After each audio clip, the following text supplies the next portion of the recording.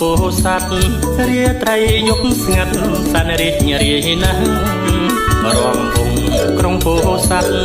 រាត្រីយប់ស្ងាត់សន្និរីករាយណាស់ជួបជុំក្មេងចាស់ទើបតែប្រទះច្បាស់នឹងនេត្រាអណាអ្នកថ្លៃអើយជាប់ចិត្តទេសភាពលើស្ពានសាលាយើងមានវត្តវាពេញដីទំនាបលើស្ពានសាលាយើងមានវត្តវាពេញដីទំនាបដែលចូលលោកបានរៀបអរគុណសន្តិភាពព្រៀបការនេត្រាអណាអ្នកថ្លៃអើយរួមថែរក្សានឹកអ្នកថែទាំឈរជើងរឹងមាំដឹកនាំច្បាស់ការនឹកអ្នកថែទាំឈរជើងរឹងមាំដឹកនាំច្បាស់ការហើយចាត់ដំខយរីដាជាជំនួយការសម្ដេចធិបតីអណាអ្នកថ្លៃអើយជានាយករដ្ឋមន្ត្រីចម្រើនផលលលោកស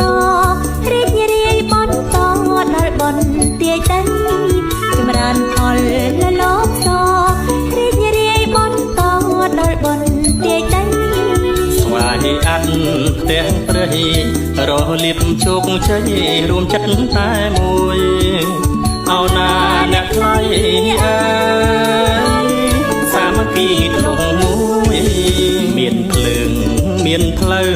ជីវភាពរស់នៅត្រូវបានលើកស្ទួយមានភ្លើងមានផ្លូវជីវភាពរស់នៅត្រូវបានលើកស្ទួយស្រុកទាំង6បន្តជោគជួយឲ្យបានជោគជ័យអណាអ្នកថ្លៃអើយ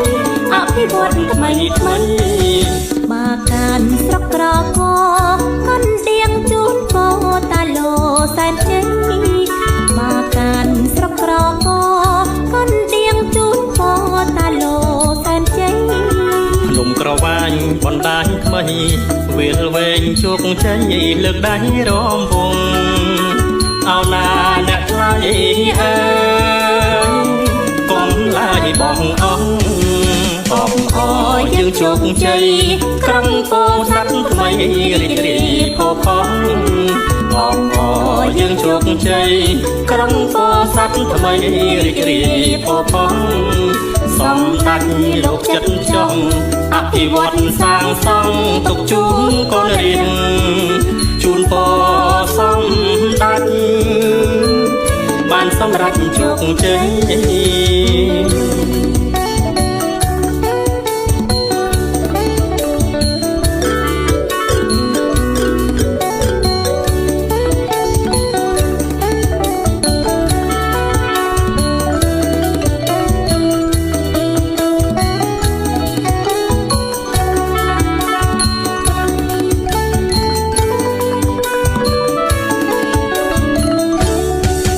មានភ្លើង